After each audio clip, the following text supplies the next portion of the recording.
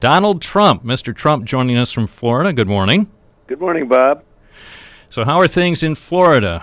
Cool? They're going, despite global warming, there's a major cold snap, so Florida's very cold, and that's okay. You know, cold means like 50 as opposed to very cold. You'd love to have 50 up in Binghamton, I know that, but... I love it. By the way, have you ever been to Binghamton? Yes, I have, many times, and, you know, I went to camp. It was a camp called Camp Hilltop, right near Binghamton. Did you ever hear of Camp Hilltop? I have. And I went there when I was a little boy. I went to Camp Hilltop for 4 or 5 years. So I do know your area. People are shocked to hear these little things, but... Do you have fond memories of Camp Hilltop? Really great memories, yeah. I had a good time. I was there probably 4 or 5 years. And my family, the kids went to Camp Hilltop. We liked it. Really? And we went there for a 2-month period where we actually stayed there. It wasn't like a back and forth. It was we would be staying there for a 2-month period. I think it was 2 months, and it was great. I learned how to play baseball and all of the things. So I have very fond memories of it. Yeah. Have you been back to Binghamton recently? Not recently, but I know what's going on. I know it's tough. It's very tough, and it's very sad because there's no reason for it to be tough. It's an amazing area, but it's not being handled properly. There's no question. It's the birthplace of IBM, just right. To our west here in Endicott. That's where IBM got its start. But IBM basically pulled out about 25 or 30 years ago. There's just a handful of people left from where Thomas J. Watson started the place. It's very sad. There's no reason for it. Very, very sad. And you look at what's going on in the country, you look at what's going on in New York State. You know, New York is the highest tax state in the nation, and it's really by far. And if you add fees and if you add tolls, you know, bridge tolls, you don't have this problem. But how about the people in Staten Island where they pay $15 to cross the Verrazano Bridge, a double crossing? It's sort of a double cross, frankly.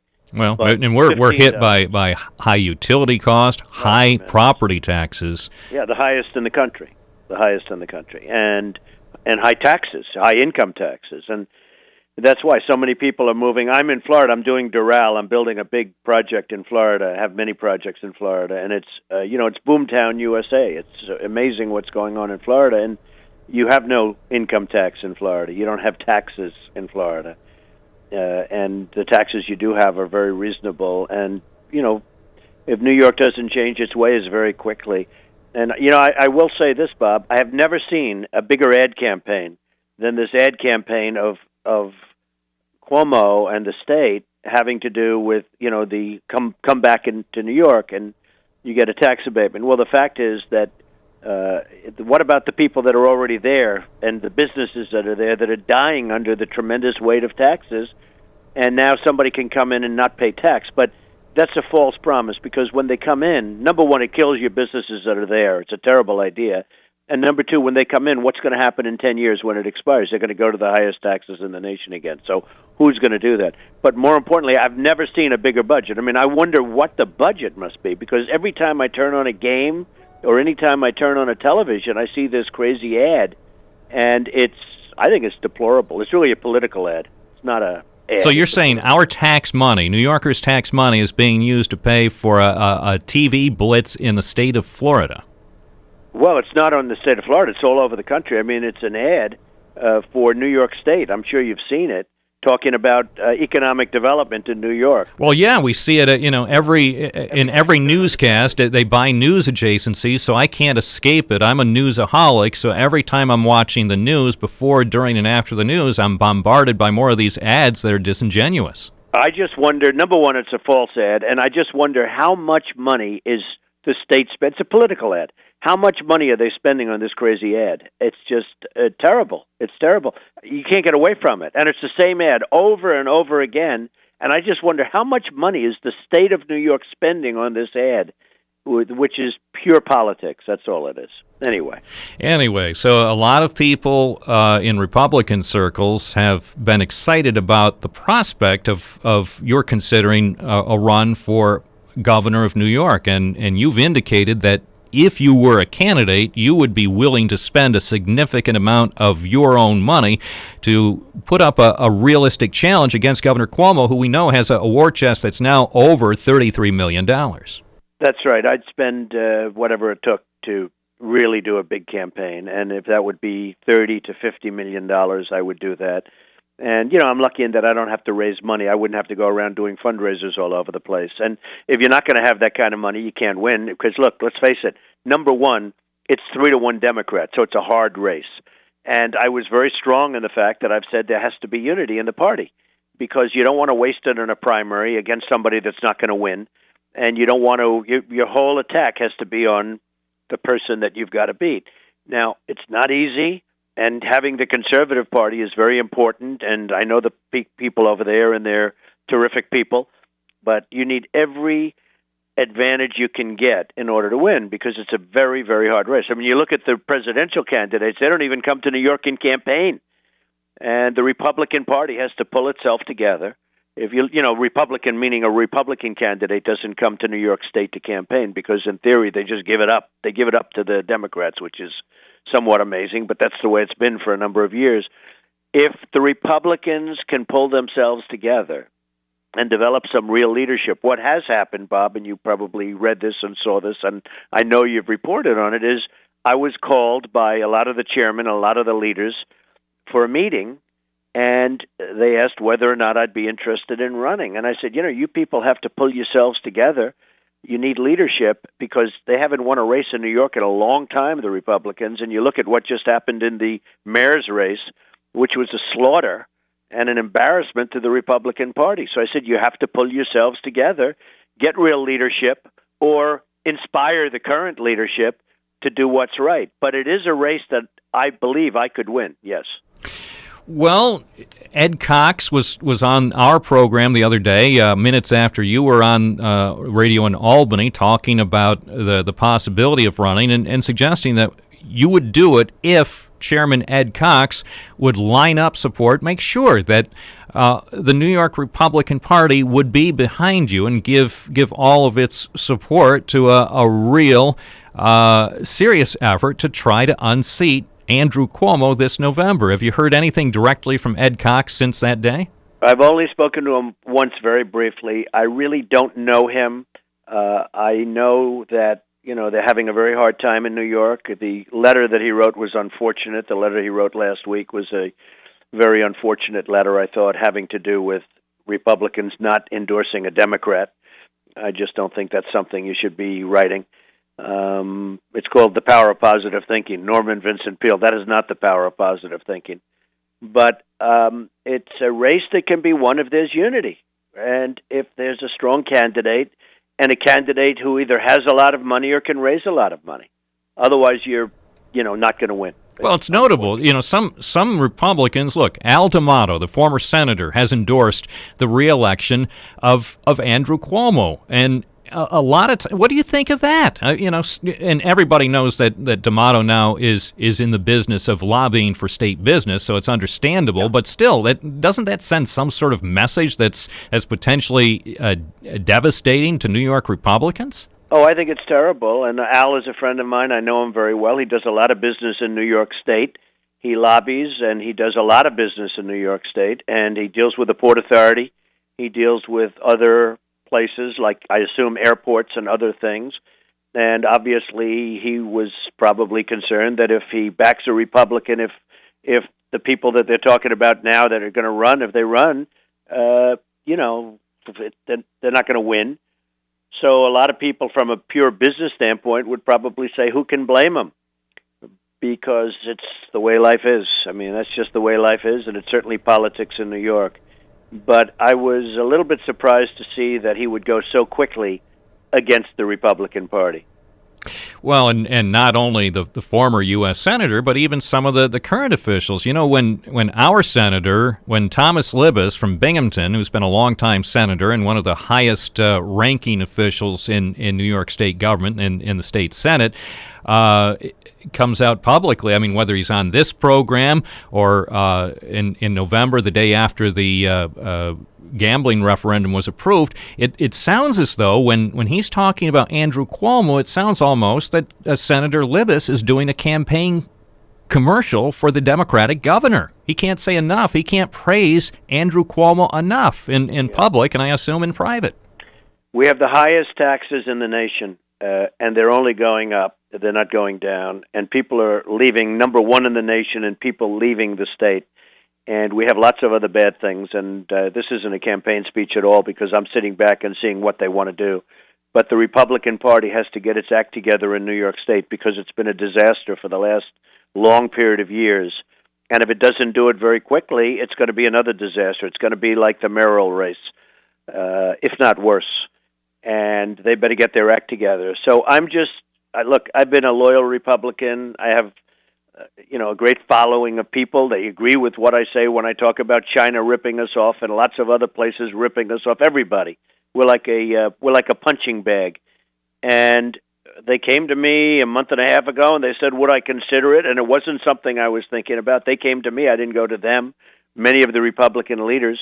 I've agreed to be up in Buffalo on Friday, which I look forward to, and for Nick and the group, and we'll see what happens. But look, I'm just sitting back and saying, if they do what's right, I think it's a race that can be won. If they don't do what's right, they won't even have a chance, and they'll be very greatly embarrassed. And it may be the last chance the Republican Party ever has for winning an election, a statewide election in New York, because, people are leaving this. They're just leaving the state. So if they don't go for your candidacy, does it demonstrate to you that the New York Republican Party has some sort of death wish? Well, it could be a death wish. I mean, they don't know it's a death wish, but it could very well be a death wish. If they don't pick a person that, I'm not going to say who the person is, but everybody knows who the person is. If they don't pick the right person, it's absolutely a death wish. They have no chance, and it's going to be a disaster. And I said it with the mayoral race, and you look at what happened, it was a catastrophe. It's one thing to lose a race, but to lose where a Republican gets like such a small amount of votes, nobody could believe it. And, it really starts with the leadership. You need a leader that's going to pick the right candidates, and candidates that are going to win, and for lots of different reasons. I mean, whether it's money or their positions. But look, New York, if you're the governor of New York right now and you're presiding over by far the highest tax state in the nation, you're number one on every list. Highest fees, highest real estate taxes, highest everything.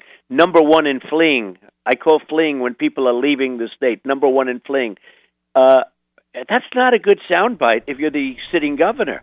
And yet, we have nobody that's going to win the election. The election can be won, but they've got to pick the right candidate. And I would never do it if they don't have total unity. If you have to go through primaries and have a primary against people that have no chance of winning the election, what's the purpose of that? I don't need that. So that would be an exercise in futility. Well, it would be just a stupid exercise. It would be an exercise that is unnecessary. It would be a waste of time, effort, and funds. How much of your own money would you be willing to put in if you became a candidate, if you had the support of the Republican machine? Well, I think you'd need anywhere from 20 to 30, and I'd put in that much or more. And you think Governor Cuomo is takeable by the right candidate, by somebody who's got name recognition, by someone who has sufficient funding and has good ideas? Look, I know him very well. He's got some really bad positions going for him. If you talk about a place like Binghamton, the SAFE Act, I call it the Unsafe Act. The SAFE Act, basically they want to take everybody's guns away. All right, I'm not a believer in that. I'm a believer you need protection, because the bad guys aren't giving up their guns. That much we know. So everyone will say, oh, here's my gun, or let's register. Well, the bad guys aren't doing that. So you need protection. And I think that's a very unpopular thing. He's got a lot of positions but the biggest position are people are being forced to leave because they can't pay the taxes. That's the biggest position. Well, as you know, Florida is poised to eclipse New York in population. It's likely to happen later this year that New York will go from third to fourth, and Florida will have more people, including a lot of former New Yorkers, who've decided they just, for whatever reason, whether it's taxes or just because they've lost their jobs or they don't like the weather, that Florida seems to be a much brighter future for them. Well, it's the fact that they've lost their jobs, and it's the fact that taxes are too high, and they are coming down here. And, I mean, I'm making a fortune in Florida because the state is booming. It's booming. I have a big, big presence in Florida, many things in Miami. Miami's boomtown. It's Palm Beach. The place is booming, and it's partially booming because of New York, because people are leaving New York, going to Florida, and not paying taxes and getting a good job. We shouldn't even be saying this on the radio. Everybody listening is going to say, let's go to Florida right now. Well, they were thinking that already before you said it. Well, they are. They've been thinking about it for about 4 years, and before that. It's got to be stopped. And, I call it, there's a lot of talk and there's no action out of government. It's all talk and no action. What would your plan be for upstate New York, for people in hard-hit places like Binghamton or Elmira or Syracuse or Rochester, Buffalo? What would you lay out a strategy to try to end this economic decline and turn things around? Bob, I have a very big plan, but honestly, I don't want to talk about it unless something happens because I don't want to waste a lot of words. Unless the party's going to unify, there's no reason to talk about it. But there is a way to turn New York State around and make it tremendously successful, make it the Empire State again. When do you think you'll make a decision? I don't want to do like, the current where it's all talk and no action. I don't want to really even talk about it. There is a way of turning New York State around that would be spectacular. When do you think you'll make a final decision? Well, when the people get together and decide on who's going to be their candidate. And if I'm not the candidate, that's absolutely fine. But they should try and pick somebody that's going to win, not just do well, win this race. The race can be won, but I think you're going to have another embarrassment like you just had in New York City. That was a major embarrassment for the Republican Party, major. And it's a race that absolutely can be won. There's no question in my mind. But we'll see what happens. You really need leadership at the top level of the Republican Party in New York State. One final question. You mentioned you had spent some time here in the Binghamton area in your youth. Did you ever have something called a Speedy? I did. I did have a Speedy. But you know what I really had? I had a good time up there. The air and the woods. I just have had, there was a lake that was so magnificent where I learned how to swim, actually. People are shocked to hear this. I don't know if I've ever mentioned Camp Hilltop very much, but that's where I went. For years, I went to Camp Hilltop, and it was just beautiful territory. And it still is beautiful territory. Unfortunately, now it's going through a very bad period of time. There's no reason for that to happen. Everything can be brought back in New York State. Donald Trump, my thanks to you. If you ever make it to Binghamton, you're welcome to stop by here. Hope we speak again. Thank you for your time. Deal. Thanks a lot, Bob. It's Donald Trump from Florida, live on News Radio 1290 WNBF.